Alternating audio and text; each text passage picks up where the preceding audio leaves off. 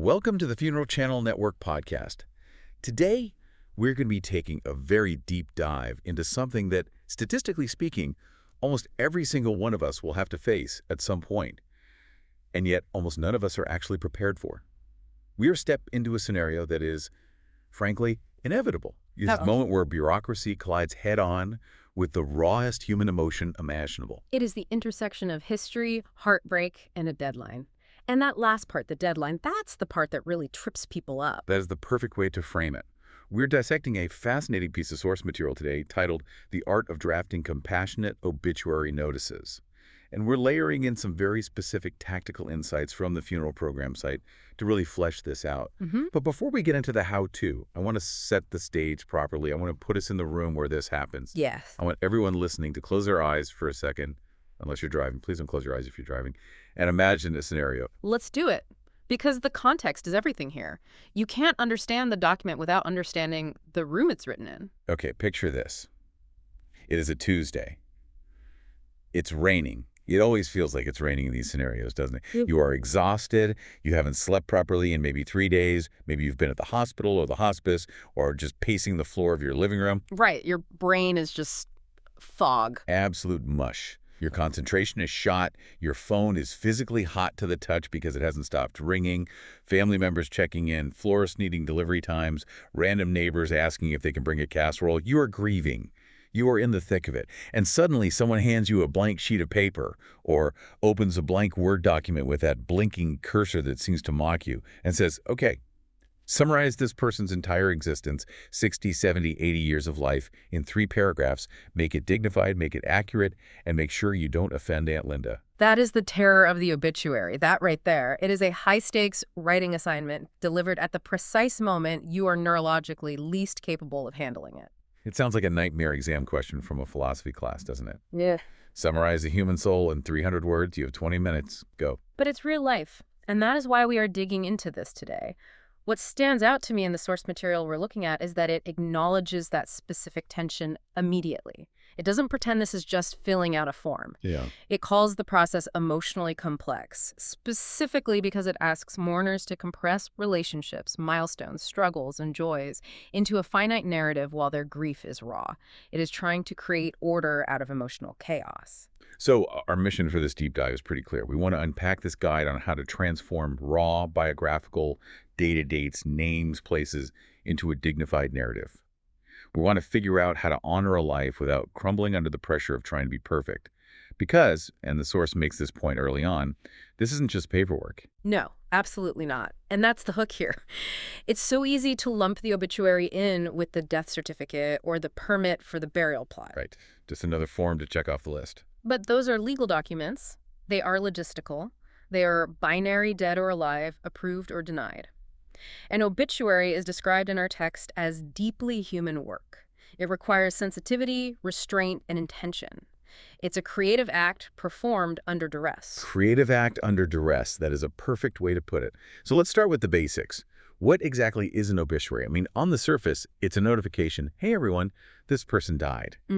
If that were all it was, we could just send a group text, right? Or put up a status update on social media and call it a day. Why do we still go through this formal process? Yeah, you could just send a text, but you would be missing the point entirely. The source material breaks this down into what it calls a dual purpose, which I think is really profound. Yes, first and foremost, it is a public notice of death. That is its functional utility. It tells the community that a loss has occurred and, usually tells them where to show up for the service. The logistics. The logistics. But secondly, and I would argue more importantly, it is a historical record. A historical record. That adds some weight to it. It makes it sound permanent. It is permanent. Think about it. For the vast majority of people, I mean, unless you are a celebrity, a politician, or a professional athlete, the obituary is the only time your name and your life story will ever appear in print or be formally archived. Wow. I never thought of it that way. It's their one official story. It's their one official story. It is a narrative of a life lived. The text uses this beautiful phrase. It is a bridge between private grief and communal remembrance. I love that image, a bridge. Can we unpack that a little? What does that bridge actually span? What's on either side of it? Well, think about what that means.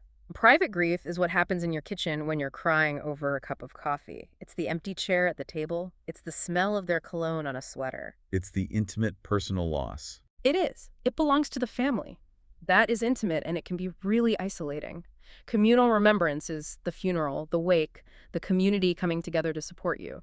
The obituary is the document that connects those two things. It tells the community why they should mourn and who they are mourning. It invites the village to come and stand by the family. So for the family, it's the first formal tribute. It's the first time they are saying, this is who he was.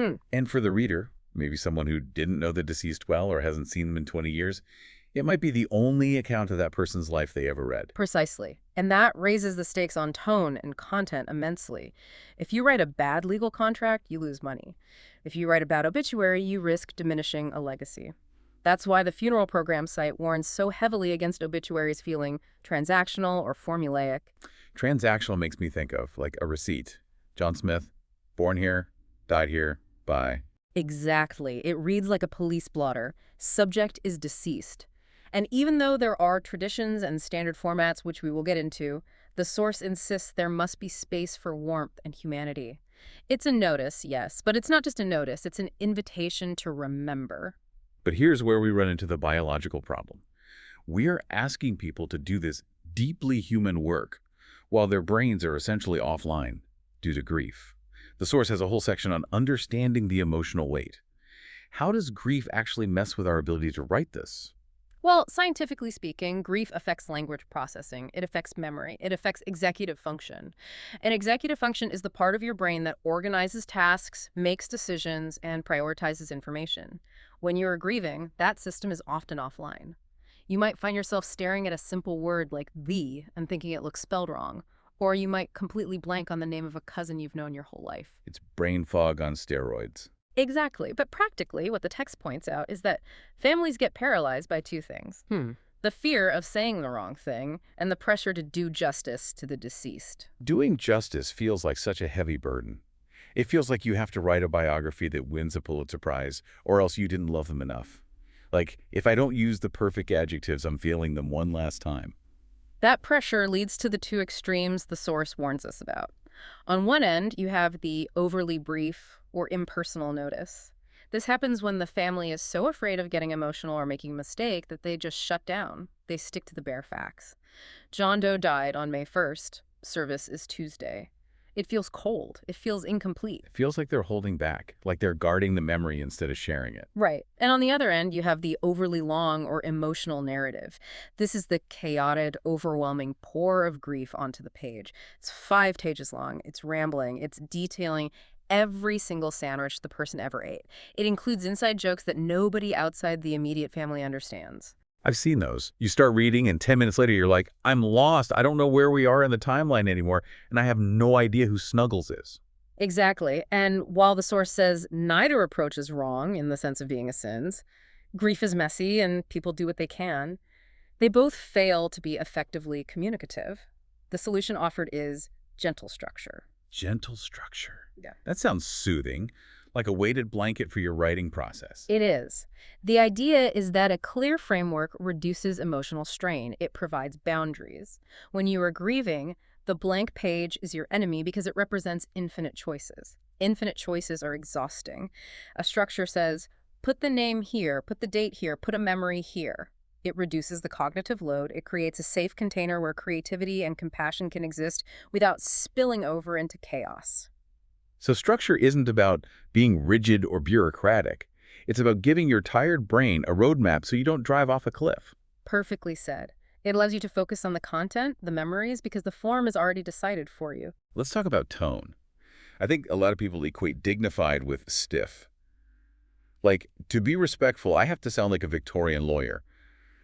It is with great regret that we announce the departure. The myth of distance, as I like to call it, the source explicitly challenges this. It says that dignity comes from intention and respect, not formality. You don't have to sound like a robot to be dignified. In fact, sounding like a robot can often feel undignified because it strips the person of their warmth and their personality. So what are the characteristics of a compassionate tone, according to the text? How do we find that sweet spot between casual and stiff? The text lists 4 key qualities. First, Respectful but warm. What does that look like on the page? Respectful but warm. Well, it means you can be serious without being cold. You can use their nickname if that's what everyone called them. Robert Bob Smith, or even just Bob Smeek, known to everyone is. Yep. You can use contractions. It doesn't have to be King's English. It should sound like a human wrote it. Okay, so warm but respectful. What's the second quality? Honest without being graphic. And we'll touch on that more with cause of death later on, but it means you don't need to shy away from reality, but you also don't need to provide clinical details. Got it. And the third? Personal without being exclusive. Okay, what does personal without being exclusive mean? That sounds a little contradictory. It means sharing details that make the person unique, but not sharing things that alienate the reader. For example, saying he loved his Tuesday night poker games is personal, and everyone understands the concept of a poker game. We can all picture that. But saying, remember, the incident with the blue iguana in 1984 is exclusive. Only 3 people know what that means, and everyone else feels like an outsider. You want to invite the reader in, not lock them out with inside jokes. That makes perfect sense. Ew. They're painting a picture, not sharing a secret code. Yeah. And the fourth quality? Clear without being cold. And this is a really important balancing act. The source mentions avoiding euphemisms that are so vague they cause confusion. Oh, the euphemisms. He stepped onto the Rainbow Bridge. He went on the eternal fishing trip. He was called home. Exactly. If you say, John has gone to the great fishing trip in the sky, some people might genuinely be confused, especially if English isn't their first language or they are young children. Whereas John passed away peacefully is clear but gentle. It leaves no room for ambiguity, but it isn't harsh. So you want to avoid the euphemisms that obscure the truth, but you also want to avoid unnecessary details that cause distress. Right. You don't need the clinical details of the hospital stay. That's too much information. It's about navigating that middle path. Okay, let's get into the nuts and bolts, the mechanics. The source has a section on gathering intelligence, which sounds like a spy mission, but it's actually really practical advice. It says, don't just start writing. This is the best advice in the document. Stop, put the pen down, close the laptop, gather the facts first. Because nothing interrupts the flow of writing and the emotional processing, like having to stop every 2 minutes to text your cousin and ask, wait, was Aunt Sarah born in 1952 or 1953? Or how do you spell that middle name? Or what was the name of his first company again? Precisely. It breaks the spell. The source provides a checklist. You need the biographical basics, full legal name. And they emphasize including the maiden name, which is crucial. Why is the maiden name so important? I feel like that sometimes gets dropped, especially if they've been married for 50 years. It's vital for identity and history. That woman had a whole life before she was married.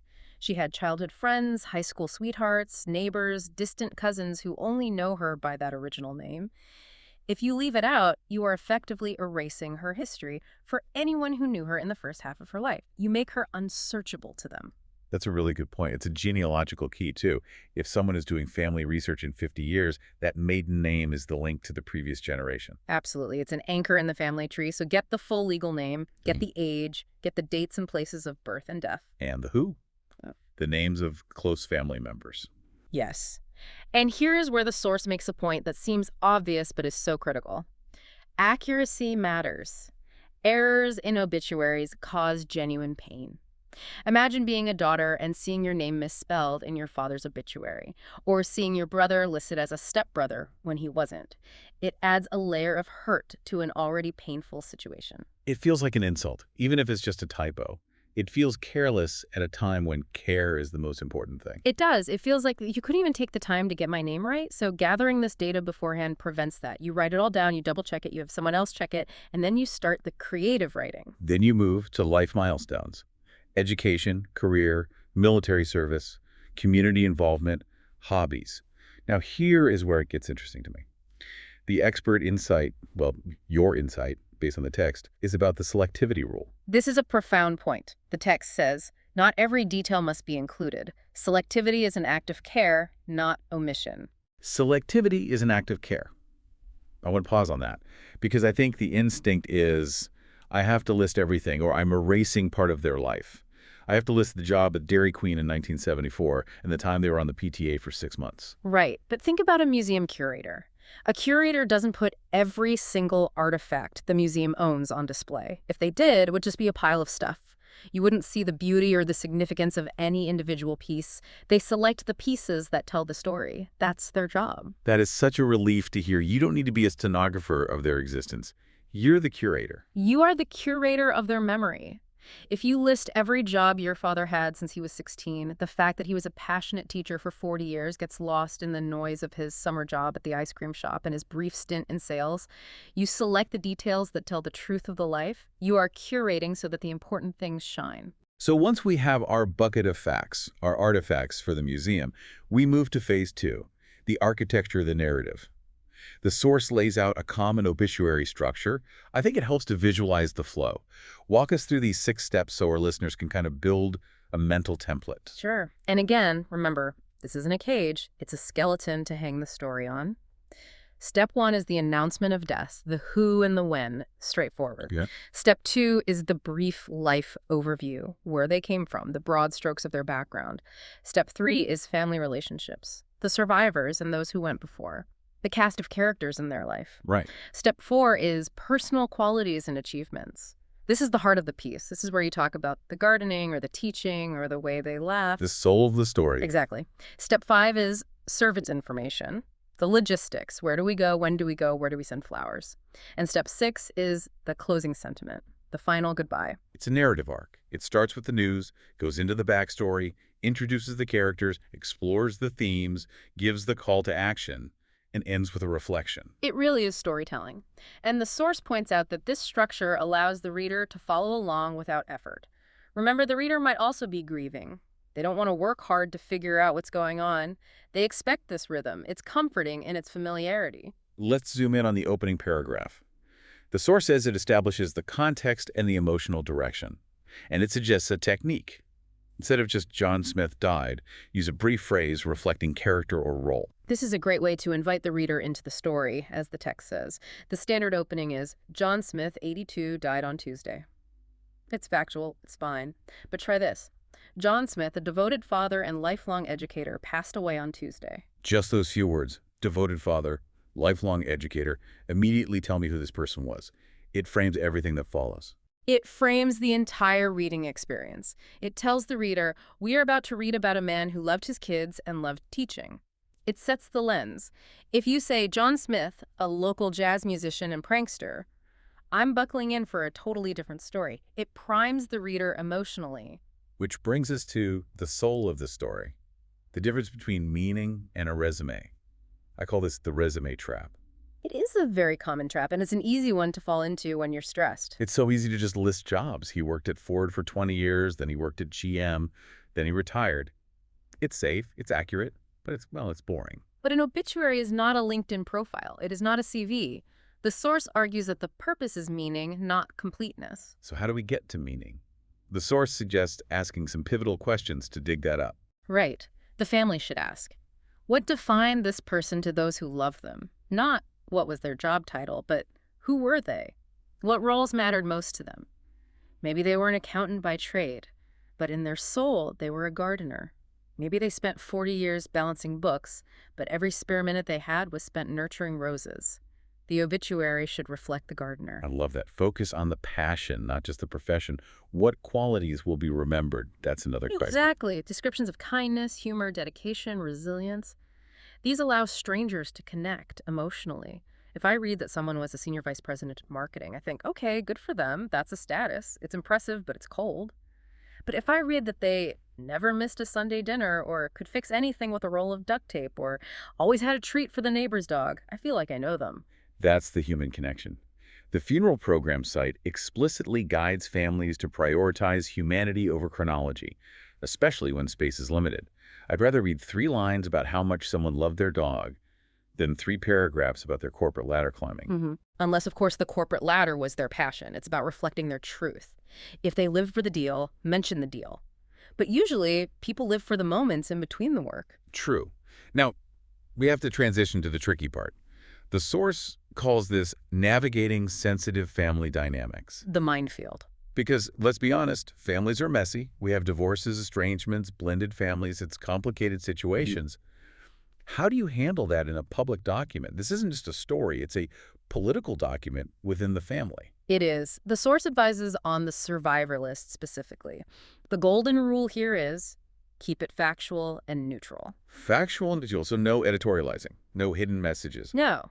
Avoid descriptors that imply judgment or hierarchy. For example, don't say, he is survived by his favorite son, Mark, and his other son, Dave. Oh my gosh, people do that. You would be surprised what grief and old grudges bring out. It happens.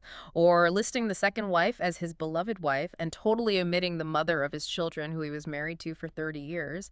That's an erasure that causes deep pain. So how do you handle the conflict? Say, a sibling who hasn't spoken to the deceased in 10 years. Do you list them? Do you not list them? The source advises using inclusive language and focusing on relationships, not roles. And honestly, there is a strategy mentioned in the text that I think is brilliant. The strategy of silence. Silence can be kinder than explanation. That is the quote. It's powerful. An obituary is not the place to air dirty laundry. It is not the place to resolve conflict. It is not the place to explain why Uncle Bob hasn't spoken to the family in 10 years. If the relationship is too complicated to explain respectfully, it is often better to just list the name. Just listing survived by his brother, Bob, acknowledges the biological fact without wading into the emotional muck. Or, in extreme cases, you omit the mention entirely if listing them would cause a war. But usually, listing the name without the drama is the safest route. It's about taking the high road for the sake of the historical record. Exactly. You don't want the obituary to become a piece of gossip. You want people talking about the life lived, not the drama in the survivor list. What about the cause of death? This is the #1 question I feel like people wonder about. Do you have to say how they died? The expert answer and the source's stance is no. There is no obligation.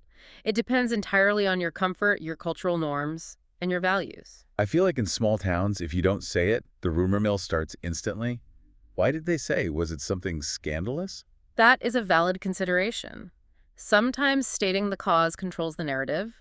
If you say heart attack, it stops the rumors. If you say nothing, people might speculate.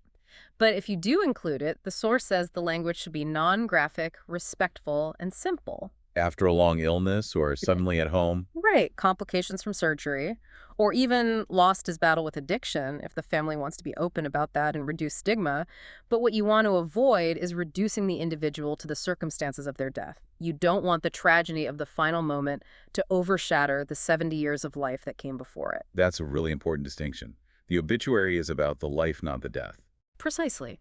If you write 3 paragraphs about the cancer battle, the treatments, the hospitals, the pain, and 1 paragraph about their life, you've written a medical report, not an obituary. There is a specific note in the source about obituaries for young lives, children or young adults. This breaks my heart just thinking about it. It is the hardest writing assignment there is. There is no way around it. The source advises avoiding the explanation of loss.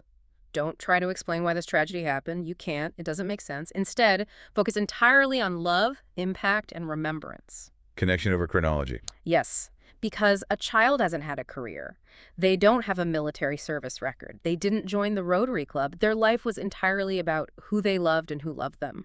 Shorter, gentler narratives are often more appropriate here. It's about capturing the spark of their spirit. She loved purple. He gave the best hugs. She was the protector of her little brother. Those are the things that matter.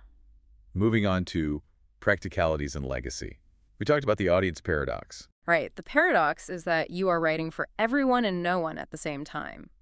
You are writing for the public, neighbors, colleagues, old classmates, but also for the intimate family circle. How do you balance that? It sounds impossible. The expert highlights that the tone must be inclusive.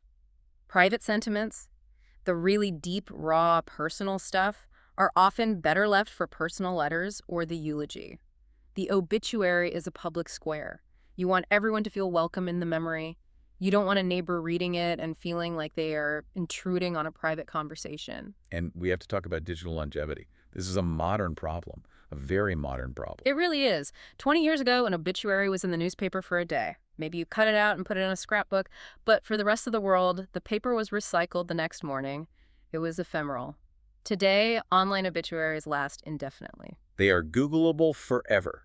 If you Google someone's name, the obituary is often one of the first things that comes up, even 10 years later. So writers need to consider how this will read in 2030, 2040. Does it offer comfort beyond the immediate moment? Will a grandchild reading this in 20 years get a sense of who their ancestor was? That permanence should make us pause and ensure we are writing with dignity. We aren't just announcing news, we are building a monument. It's a permanent digital footprint. It is. A very important one. Let's touch on service information rapidly. The source says, keep it separate. Yes. This is a structural tip that makes a huge difference. Don't bury the funeral time in the middle of a paragraph about their love of fishing. It serves a practical function. Separating the logistics from the narrative preserves the emotional flow of the story. You want the story to sing and the logistics to inform. Don't mix them. Put the service details at the end or in a separate block with a clear header. It's just cleaner. And the closing. How to say goodbye. How do you end this thing? The closing lines linger longest. It's the last thing the reader hears in their head. The source suggests themes of gratitude. The family is grateful for the care provided by, or she will be remembered for her smile. It's a final, gentle thought. The goal is emotional resolution without forcing closure. Closure is a myth, mostly. You don't close grief. Grief changes, but it doesn't end. But you can have resolution. You can have a resting point. A good closing sentence provides that resting point for the reader. It lets them take a breath. Finally, we have to talk about refining the work, the editing phase. The source is adamant. You cannot write this in one go and just hit publish. You need a grief filter. A grief filter. Explain that. Grief obscures errors. It physically changes how you see the page. You might look at the date 1923 and your brain sees 1932 because you are tired and emotional. You won't catch it. You need a trusted person, someone slightly removed from the immediate center of the grief, to review spelling, dates, and tone consistency. Like a neighbor or a cousin. Someone who can be a bit more objective. Exactly. Someone who loves you and loves the deceased but isn't in the immediate blast radius of the loss. Let them read it. They will catch the typos you are blind to. The source lists common mistakes to avoid.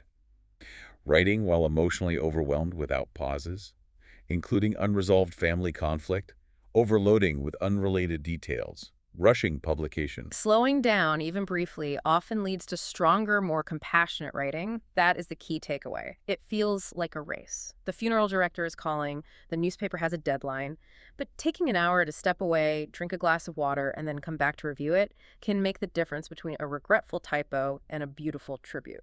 And using tools. It says it's okay to use help. Absolutely. Templates, guides like the ones from the funeral program site, they are not cheating. I think people feel like using a template is phoning it in, like it's impersonal. No, it's scaffolding. They hold the structure up so you can fill it with the memories.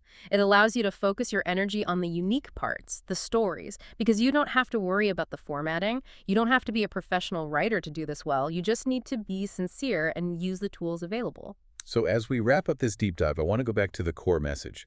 The source says an obituary is not a test of love. That is the most important thing for listeners to hear. If you write a short obituary, it doesn't mean you love them less. If you make a typo, it doesn't mean you failed them. It is an act of care. Care, not obligation. Yes. What matters is the intention.